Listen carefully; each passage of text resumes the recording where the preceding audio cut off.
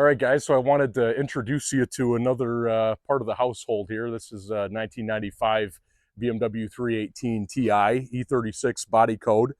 In the northern states, we have what we call winter beaters. This is a winter beater. I've had it since 2013. Got it with a bad head gasket on it, put a new head gasket on there, and it's been good for about 90,000 miles. So this past week, before we put her away for the summertime, actually park it out behind the barn for the summertime, had the best idea in the world to go take this off-roading. We were going to do that this weekend, but it's been raining the last 2 days. And against better judgment, we decided that we wouldn't go on the trails this weekend. But instead, we're going to prepare for going on the trails next weekend or the following weekend. Sometime before I put her away, I'm going to take it on the trails.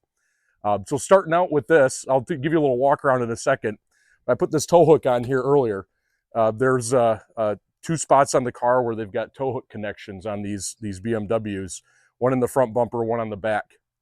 To prepare for going off-road in a couple weeks, we picked up a 5,000-pound winch down there, and we've got some wiring that we're going to work on here today. So before we get into it, I want to do a little walk around. As you can see, we got the tow hook down there. You know, it's a pretty strong tow hook connection. People get towed out of ditches and everything with these, and you know, I can stand on it, no issue with any flexing or anything like that. So I'm confident it'll support the weight of the 30-pound winch. Got the winter tires on it; those pretty much stay on year-round now. And really, this summer, what I wanted to do, because the car really runs nice, I wanted to go to town and work on the rust underneath here and get it looking good again, so I'm not embarrassed to pick the kids up from school in it. Lost that piece of trim in a car wash earlier this year. Got home and realized that was missing when I got home. And I went back to the car wash, and the owners politely let me inside, and I found it laying on the floor. So I have that piece of trim, just not mounted up. The other tow hook connection is actually down here on the back, as I mentioned before. So the nice thing about mounting up the winch to the front of this is if it ever gets down to it, I could always unscrew it from the front of the car and move it to the back if I need that. I got wiring long enough to do that. But again, got some rust. This rust has been cropping up pretty bad over the years. This is the worst spot here. And figured rather than getting rid of this car, it's only worth about $1,000, and that's for somebody who would really want this car. I mean, it's not going to sell for much if I sold it. But, you know, I want to keep the car looking nice, and later on, I think I want to do something really crazy with it, like an engine swap and maybe an all-wheel drive drivetrain in it. But that's not out for a couple of years. But yeah, I just wanted to introduce this the 318 Ti to the channel here, and hopefully you enjoy what comes next. You know, I almost forgot to mention, I did forget to mention, you may notice there's a little bit of hood damage on here. A couple years ago, I was driving around, and the hood managed to just fly up on me. You can't see the dents on this side, but basically about a week before, I had the windshield replaced because it was leaking up on the top here, a known rust spot up there, and had it changed out, and about a week later, the hood popped up and basically peeled over the top of the car. Luckily, it didn't crack the windshield. So that night, I got home and I just slammed the hood down and managed to get her to latch just right. And the hood opens everything just fine. So someday I'll probably put a carbon fiber hood on it, but not today. I want to show you something else I picked up here. So picked up this winch yesterday, thinking the rain was going to at least taper off at some point, and it never did. So I think rather than putting it on last night and rushing it, decided to take some extra time here today and put it on. But that's a Harbor Freight special there, 5,000-pound winch. Got the two different remotes on it, one for in-car, one for standing outside the vehicle. What I saw online, it's really not too heavy. It's probably about 30 pounds in weight, so should be just fine to hang off the front of the car. And then bought a set of jumper cables for $10 at the local Meijer. And rather than buying 12-foot of 10-gauge wire for $25 at a auto parts store, I'm just going to cut off two of the connections on the other end and basically use one end and connect it to the battery with the clamps, and the other end I'm going to screw into, have some grommets that screw right into that, into the winch.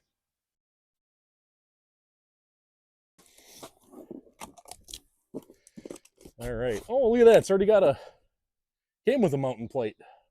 Even better. I may not even have to make a plate.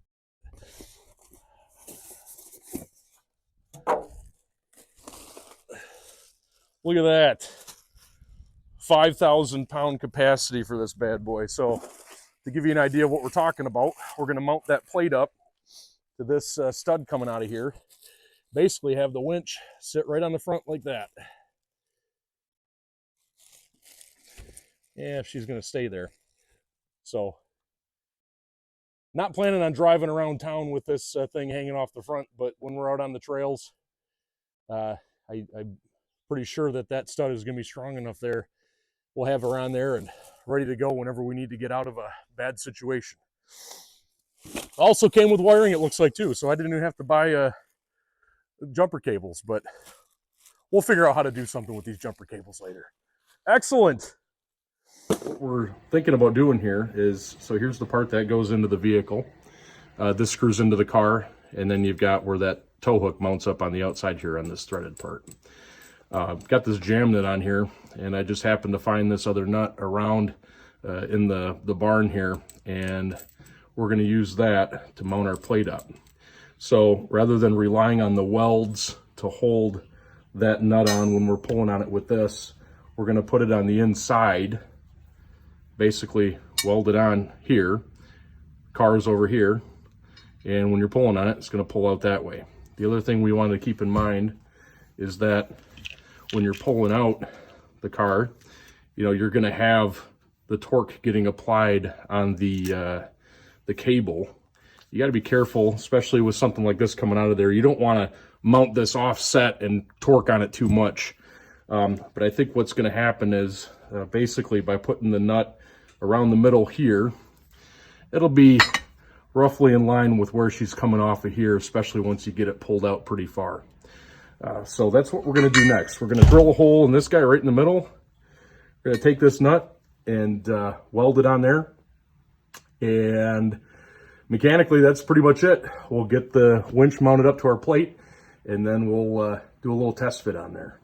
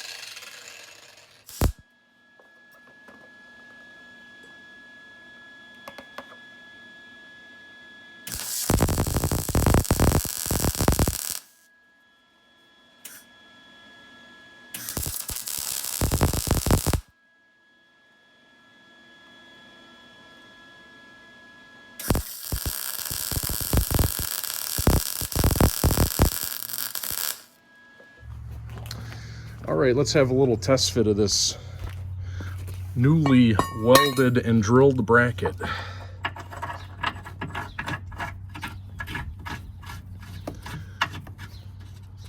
we're going to leave that jam nut on the back side there. We may end up having to just put washers behind there if we don't get enough thread on here. But there we go. Tighten her right up there.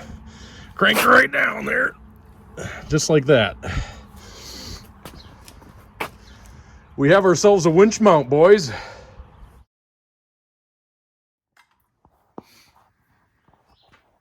All right, we get her tightened up on here and do a little test fit out here.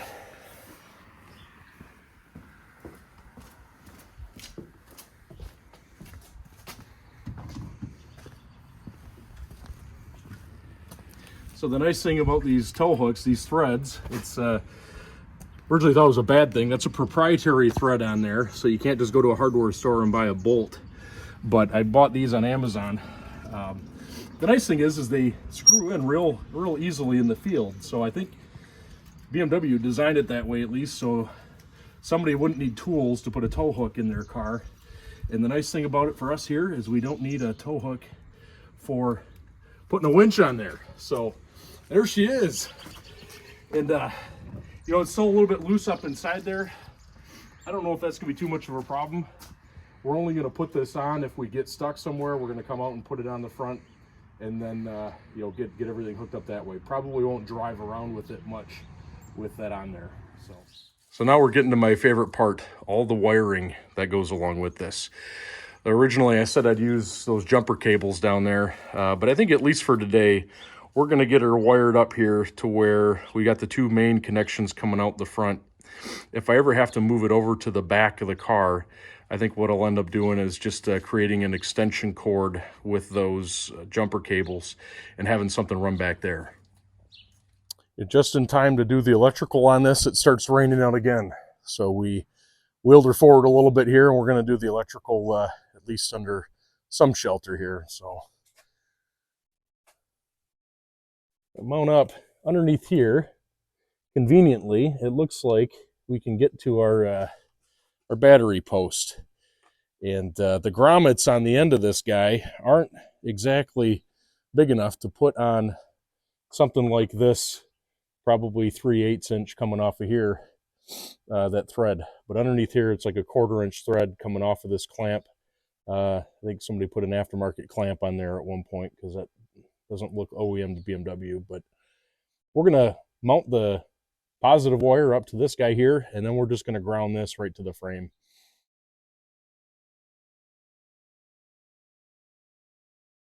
I think it really is a 1/4 inch coming off of there.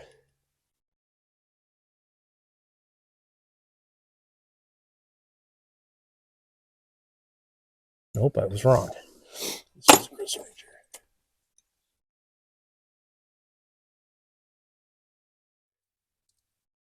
So there's not much room under the hood here to mount this relay box up. And the wires on this going off to the winch are only about 2 feet long, maybe 3 feet if we're being generous. So we got to mount this solenoid up, this relay on this side somewhere. As far as being able to move this to the back of the car at any time, we'll have to figure that out later. But at least for today, we're going to mount this relay box up right down here next to the windshield wiper fluid reservoir, and that ought to be just enough room there to get us down to the winch up front here. The red come around here. I think one thing I'll try, see if I can get this guy started here.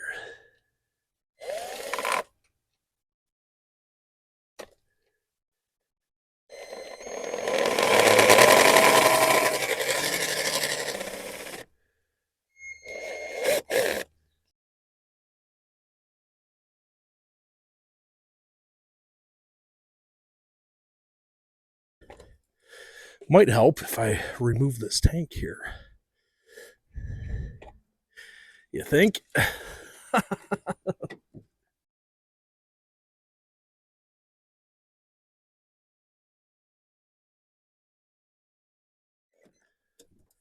That's it.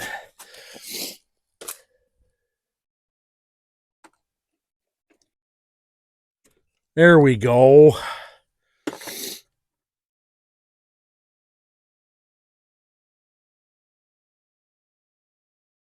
Getting close.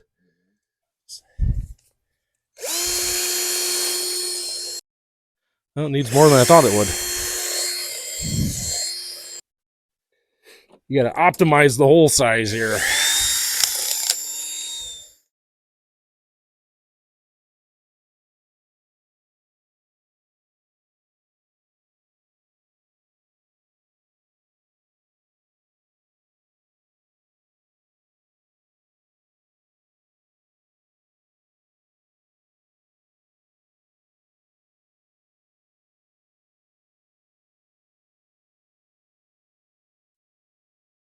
Another thing about this car, it's got the 4-cylinder dual overhead cam M42 code engine. It's a 1.8 liter. Actually the same engine that I've got in my old Beamer back here under the ramps for winter.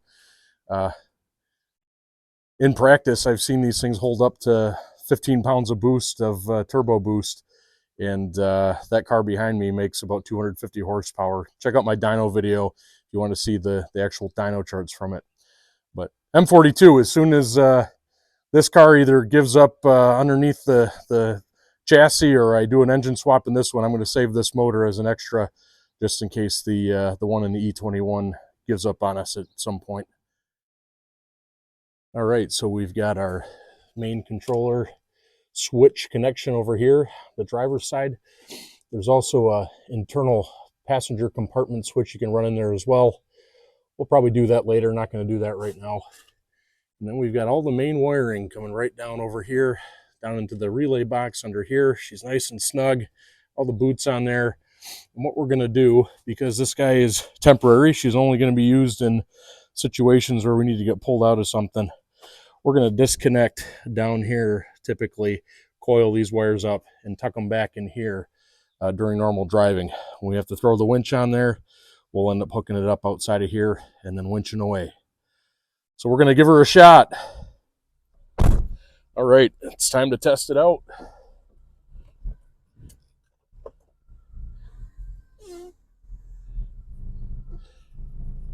For future reference, the winch was added on at 139,500 miles.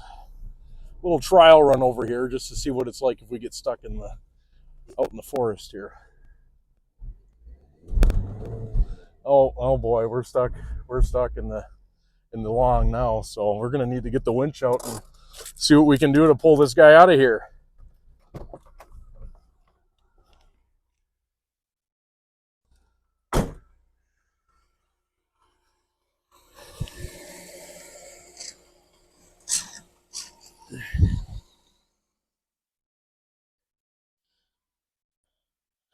Probably need a strap around the tree here.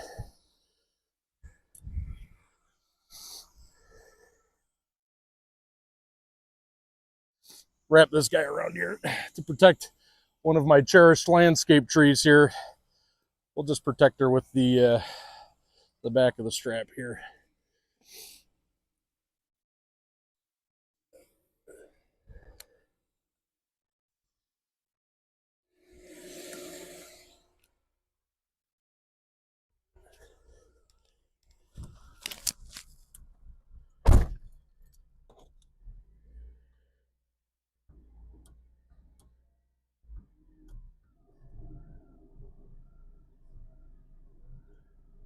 Well, she's pulling.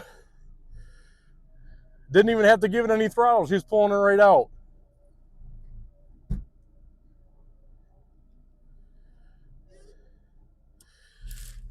And we're good. I would say that's a success.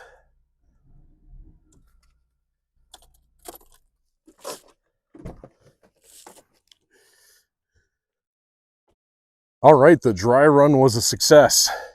The only thing I think I gotta do next is get those rollers in here somehow. I think when you end up mounting up on a UTV or on an SUV, typically those rollers will mount up to these holes here and you'll pull your line through there. I don't want the line pulling on the top of this because you'll end up really leveraging on that the rod coming out of the car. But as far as the pulling power and everything else went, she pulled it up the hill just fine.